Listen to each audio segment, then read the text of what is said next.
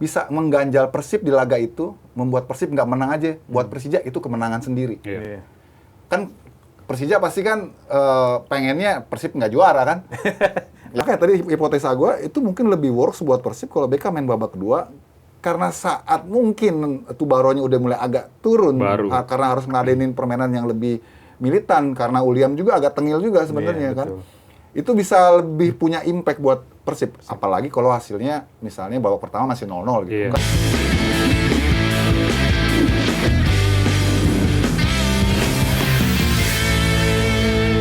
Sebelum laga melawan Persija, tadi pagi nih di Stadion GBLA, Persib Bandung mendapatkan dukungan langsung dari puluhan ribu bobotoh nih. Jadi bobotoh tuh melepas ya gitu. Melepas skuad Persib Bandung dalam sesi latihan terakhir mereka dari stadion pendamping lanjut ke Stadion GBLA. Jadi puluhan ribu bobotoh lah membadati tribun GBLA tuh memberikan semangat gitu. Bahkan sampai banyak yang bakar flare. Jadi intinya mereka memberikan semangat jelang Persib Bandung melawan Persija. Nah ini gimana Mas Edwin dampaknya kepada pemain? Apakah akan memberikan suntikan motivasi signifikan pada Barus dan kawan-kawan? Pasti ya. Itu hal yang positif sih menurut gua apa yang dilakukan oleh bobotoh, dan mereka kan tahu bahwa ini adalah 3 pekan final match day gitu ya untuk Persib Bandung. Draw aja Borneo bisa menyalip kalau menang lawan Bali meskipun nggak mudah. Jadi maksud gue sekarang kalau bahasnya masuk ke ranah teknis, Persib masih punya peluang yang cukup besar sebenarnya. Apalagi ya itu tadi yang dipindahkan venue, dan tinggal bagaimana nanti di match itulah. Kalau di match itu sudah sangat ketat, 1-2 detail-detail kecil bisa menentukan hasil. Ya, sedari awal kan memang bobotoh itu militan ya. Baik bermain di kandang maupun juga saat away, mereka pasti selalu hadir di setiap latihannya Persib. Dan apalagi ini sangat spesial, pertandingan yang sangat berbeda dan menentukan lawan rivalitas abadi mereka, ya pasti semua dukungan bobotoh tumpah ruah lah di hari terakhir mereka melepas tim ini. Dan seperti tadi sempat disinggung bahwa Persib justru malah menurut gue lebih hidup, lebih terbakar gitu kalau ada penonton. Maka itu Bojan tahu persis kan, dia nggak mau kalau misalnya pertandingannya dipindah tapi tanpa penonton. Dia tahu kalau dengan penonton, entah itu menguntungkan dia atau tidak, karena penontonnya pasti bukan dari Persib kan. Betul. Cuman dilihat mentalitas pemain tuh akan ter-challenge gitu kalau ada penonton. Dan kita juga terhibur juga nih. Ntar Edwin yang siaran juga kan, pasti kan rame tuh kan. Bagaimana ambience-nya segala macam, atmosfernya itu. Menurut gue emang sepak bola kalau nggak ada supporter ya sepi, kayak main di kuburan gitu. Benar. Itu kan rohnya kan penonton gitu kan. Nah makanya gue kira ini bagian yang pasti akan diupayakan oleh Persib dengan dukungan dari supporter ini. Mereka bawa bekal itu, energi itu untuk mereka jawab ya tuntutan dari bobotoh ini supaya mereka bisa ambil kemenangan. Karena buat Persib itu bukan seri, menang. Harus menang. Karena kalau seri bahaya tapi buat Persija sebenarnya kalau tadi Edwin katakan, Persija secara psikis mereka mungkin tekanannya lebih sedikit karena nggak disaksikan lebih banyak penontonnya di kandang sendiri. Tapi menurut gua justru Persija itu punya beban juga. Kan kemarin Diki bilang ya bahwa Diki Sumarmo ketua The Jack kan dia bilang karena The Jack ini nggak bisa lagi melakukan apapun ya karena ini udah keputusan, tapi mereka menitipkan mandatori lu supaya bisa sebelum lawan Persis ya kalau nggak salah ya. Enggak, ini konteksnya setelah kejadian. Setelah kejadian, oke. Ini kan harapan dari The Jack ya bahwa ya kita cuma nitip deh lu untuk mengobati kekecewaan kita, lu pulang bawa kemenangan. Jadi sebenarnya beban juga Persija gitu ya. Nah, itu yang gue lihat pertandingan ini jadi sangat menarik karena apapun yang terjadi di laga ini, itu akan ada yang kehilangan poin kan. Nah, itu kan menentukan rute ke depannya. Apapun hasilnya ya. Finish akhirnya kan.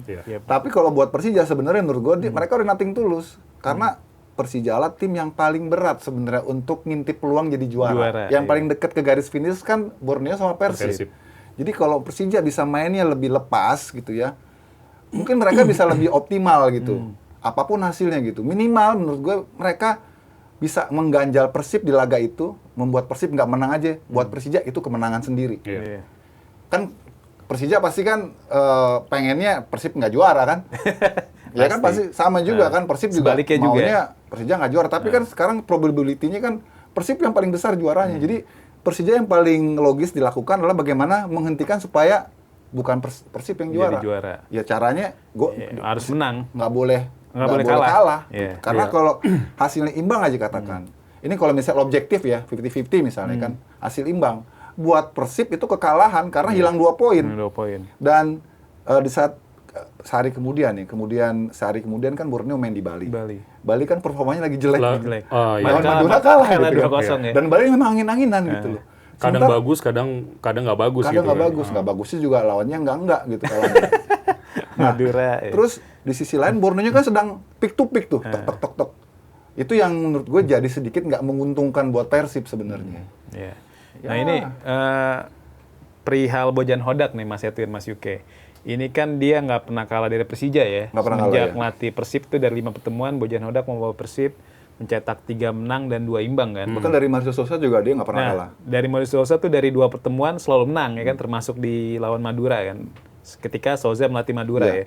Nah ini apakah catatan positif ini bakal memperpanjang atau Bojan Hodak mempunyai kans untuk memperpanjang catatan unbeaten ini atas Persija dan juga Mauricio Souza? Kalau gue tuh selalu ngelihatnya kondisi tren terkini sih ya. Jadi kalau yang tadi lu bilang ya gue setuju, cuma itu untuk jadi barometer utama juga nggak bisa karena itu adalah gue selalu bilang rekor pertemuan itu adalah sebuah kebetulan yang terulang aja gitu. Nah kalau ngelihat kondisi terkini, tadi gue nyambung juga Pak kata Yuke, sebenarnya 3 tim ini Persib itu kan sempat hilang poin lawan Dewa, lawan Arema. Tapi bounce back lagi dia waktu lawan Bayangkara. Dan bounce back-nya tuh spesial banget gitu. Mentalitas yang kelihatan dengan main yang langsung bisa menekan Bayangkara, menang dengan skor meyakinkan kan saat itu. 4-2. Sementara Persija juga dalam beberapa match terakhir itu membaik dari sisi konversi peluang jadi gol. Mereka itu salahnya, kemarin Diki juga udah ngakuin tuh, kalau banyak hilang poin yang nggak penting di kandang gitu. Nah lu cek deh, Persib musim ini di kandang cuma hilang poinnya lawan Arema doang, sisanya dia sapu bersih. Nah sementara Borneo sempat goyang tapi naik lagi. Jadi 3 pekan tersisa ini memang udah seperti final bagi 3 tim ini.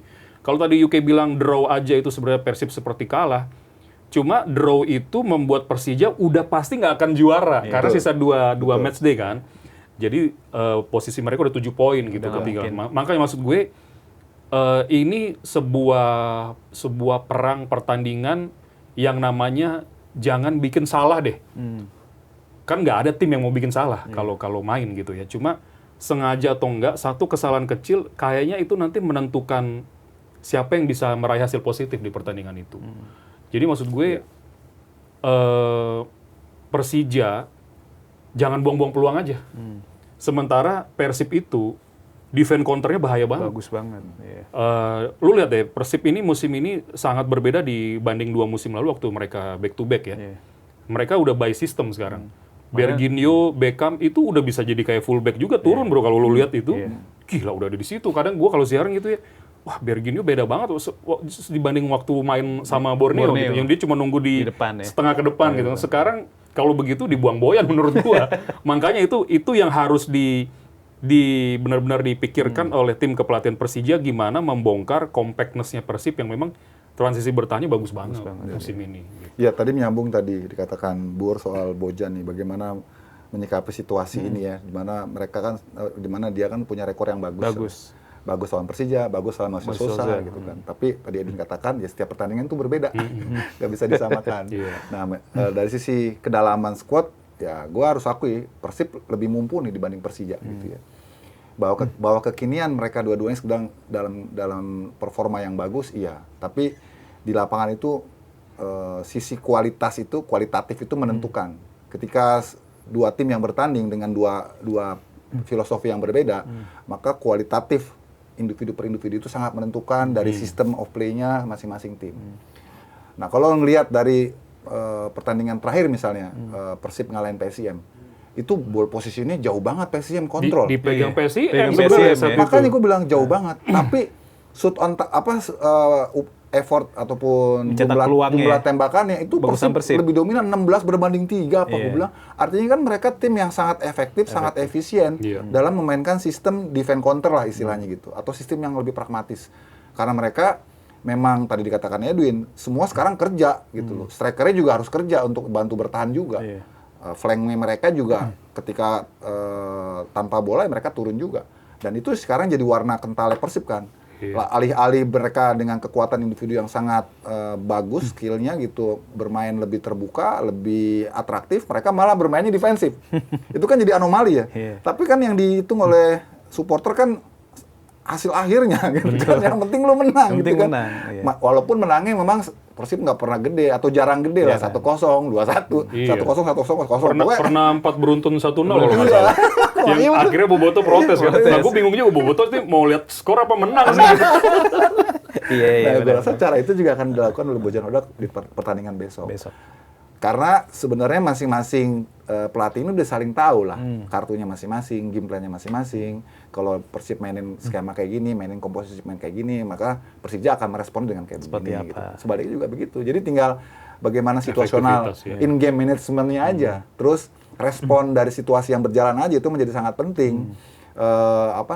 Dan Persija lagi-lagi tadi di samping mereka banyak kehilangan poin yang harusnya mereka bisa ambil, juga mereka tuh lebih temperamen itu yang kadang-kadang membuat mereka banyak rugi gitu loh.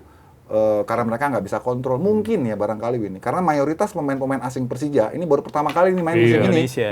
Jadi mungkin di negaranya mereka kultur yang ekspresif, agresif biasa mungkin. Tapi kalau di kita kan jadi nggak biasa. Gitu. Betul. Sementara Bojan dan sebagian pemain Persib yang udah punya pengalaman menghadapi situasi partai-partai penting, mereka udah terlatih tuh, teruji bisa nahan emosi. Iya, dengan gaya Beckham yang tengil-tengil gitu kan, itu kan nggak cuma nahan, kadang mancing. Iya, itu biasa kan. Kayak misalnya kita nonton Madrid tempo dulu lah, zamannya Sergio Ramos. Itu kan pasti ada tawur itu kan di lapangan kan. Tapi itu kan bagian dari apa ya? Drama pertandingan big match gitu, dan setelah itu ya udah normal lagi gitu. Ini bicara ketengilan Beckham, Mas Yuke, Mas Edwin. Ini kan setiap laga El Clasico Beckham selalu jadi sorotan lah ya. Dan bahkan kemarin dia kelar lawan PSM tuh bilang, ya gue sih berharap bisa laga digelar di GBK supaya gue bisa selebrasi di sana. Itu rame banget. Terus juga di pertemuan utama dia mencetak gol kemenangan Persib kan di GBLA. Dan sebelumnya juga ketika Persija menjamu Persib di musim lalu kan Beckham yang bikin selebrasi Gold itu kan, dan akhirnya dapat hukuman 75 juta. Nah itu kan pokoknya Beckham selalu jadi sorotan lah. Dan maksudnya terlepas dari aksi-aksi dia juga, maksudnya secara aksi di lapangan juga bagus gitu kan, dan terbukti lewat gol-gol yang dia bikin. Nah ini kira-kira kans Beckham untuk unjuk aksi di match nanti gimana? Oh besar banget, karena salah satu pemain, kemarin sempat ngobrol juga gue sama ketua Viking dan ketua The Jack soal Beckham. Jadi mereka tuh kan sebenarnya dari dulu udah punya icon-icon ya bro, kayak BP di Persija, Ismet, yang menurut mereka sebenarnya muncul laginya tuh belum ada sekarang. Yang figur yang kuat ya, yang menggantikan mereka dan belum ada. Lokal gitu ya, lokal asli. Sementara Beckham perbedaannya adalah selain lagi naik daun dan memang anak Bandung asli banget, gitu. Jadi memang udah pujaannya tuh benar-benar komplit lah, paket komplit gitu. Nggak yang dari luar daerah lama memperkuat terus jadi icon, nggak begitu. Dia kan murni dari asli dari Bandung. Kalau di pertandingan ini sih gua rasa mental dia sudah membaik ya sejak dia sering diledek dalam tanda kutip di sosmed. Dia buktikan itu waktu dia nyetak gol di timnas senior. Itu kayaknya bounce back mentality-nya udah kembali lagi dan dia lebih pede sekarang. Tinggal bagaimana efektivitas Beckham kalau dapat peluang aja sih. Ini tipikal pemain sayap salah satu yang modern menurut gua, karena ya itu kita tahu inverted itu kan kaki yang kuat di kanan taruh kiri, wrong foot, sering cutting inside. Itu gaya khas Beckham deh. Tinggal cuma masalahnya lawannya Tubarau yang kencang juga gitu. Jadi kemarin tuh kita sempat sebut head to head tiap lini dan nggak akan mudah deh buat Persib di pertandingan ini. Kalaupun bisa raih poin maksimal, lagi-lagi menurut gua pasti ada kesalahan detail-detail kecil yang nggak diperhatikan Persija. Itu aja. Jadi kalau lu tanya Beckham sepertinya potensinya besar untuk membuat perbedaan selama kesalahan itu, detail-detail kecil itu agak terlupakan. Tapi kalau Persija bisa manage itu, berat juga buat Beckham sebenarnya. Ya, ini boleh dibilang ini hipotesa gue ya. Jadi alih-alih Beckham dimainin duluan, better dia mainin babak kedua. Jadi biar tuh Barol dikuras dulu tuh. Bisa jadi. Sama si Fabinho atau William Barros. Ya. Soalnya kan kita tahu Persib tuh yang punya tim yang punya endurance bagus ya. Banyak sekali gol-gol mereka di babak kedua akhir. Betul. Ketika lawan kadang nggak ketebak gitu. Iya. Boya mau nurunin siapa juga nggak ketebak kadang. Yang kadang lawan udah capek gitu ya. Karena itu tadi kedalaman skuadnya Persib itu mumpuni. Jadi siapapun yang masuk, tiba-tiba Salih Ramdhani masuk. Terus ya kan Beckham masuk gitu ya. selalu mereka punya opsi gitu loh untuk tetap menjaga kualitas di babak kedua dengan pemain yang berbeda. Jadi energinya tetap sama gitu lah. Itu yang nggak semua tim punya gitu. Even itu Persija gitu. Persija kan praktis hanya mengandalkan pemain utamanya Brazil ini kan. Iya. Sampai misalnya mereka harus mengorbanin Eduardo kiper itu untuk supaya outfield player Brazilnya itu tetap bisa maksimal. main, iya. Akhirnya si Andri Tani yang dimainin kan. Gitu. Nah kemarin Andri Tani cedera, masuklah Cyrus. Iya. Begini-begini. Dan bola kemana-mana gitu. Iya, Ya. benar-benar. Karena makanya tadi hipotesa gue itu mungkin lebih works buat Persib kalau Beckham main babak kedua. Karena saat mungkin Tubaronya udah mulai agak turun. Baru. Karena harus ngeladenin permainan yang lebih militan. Karena Uliam juga agak tengil juga sebenarnya Iya, kan. betul. Itu bisa lebih punya impact buat Persib. Apalagi kalau hasilnya misalnya babak pertama masih 0-0 gitu. Iya. Kan dia butuh pemain-pemain yang punya perbedaan. Beckham itu kan pemain salah satunya yang punya perbedaan. Iya. Yang bisa membuat game changer itu kan Beckham kan. Cuman tadi dikatakan Edwin, Beckham itu memang persoalannya dia bukan finisher. Clinical dia agak sedikit persentasenya kurang. Memang ada bikin gol gitu ya, tapi kan nggak sedominan, nggak sekonsisten penyerang-penyerang lain Iya, gitu. Misalnya seperti Andre Jung ataupun apa namanya Ramon yang lagi atau Berginho gitu kan. iya. Tapi Beckham itu perusak. Iya. Dia destroyer tuh. Dia Destroyer. flanker destroyer menurut gua. Yang bikin lawan tuh harus mikir juga nih bocah ini kalau dibiarin nih bahaya juga Ya, nih. kalau lolos. Akhirnya konsentrasi kan kebagi kan. Pecah, betul. Sebenarnya kan kalau Beckham lebih klinikal, Win. Harus itu 2 pertandingan di mana Beckham punya peluang yang bisa menentukan hasil akhir. Lawan Persib Borneo. 6 poin Borneo. lawan Borneo sama terakhir lawan Terakhir lawan, aduh lupa. tuh. Arema. Bukan. Arema Arema yang yang dia 0-0 kan dia. Iya, itu Iya, tinggal dia tap intak gitu aja Benar, kan. benar. Tapi kan lagi dia kan emang bukannya finisher, bukan tugas dia kan. Dia tugasnya bikin kacau belakang aja dengan aksi-aksi yang inverted gitu. Terus ya kecuali kalau lawan Bayangkara ada faktor keberuntungan karena tendangannya defleksi kan. Iya, Tuh senggol masuk ya, gitu baru ke kan. gawang, betul. Nah, itulah. Itu yang Persija tuh nggak punya pemain yang model-model kayak gitu, Iya, yang bisa jadi pembeda jadi ya. game changer Benar. gitu loh. Ini kalau bicara line up, kira-kira gimana Mas Edwin dari kedua lini?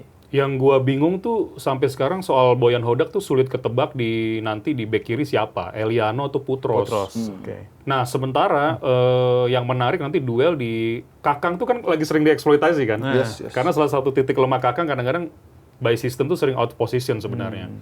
Sementara di situ ada Maxwell, Ada di Maxwell. belakangnya ada Donitri, bro. Iya, yang sebenarnya ngeri banget mainnya. Iya. Kemarin juga gue bahas Satu tuh. poros tuh. Iya, dan Donitri kan hebatnya Donitri ya di musim ini. Gue sama dia sempat ngobrol. Gue salut lah sama Donitri.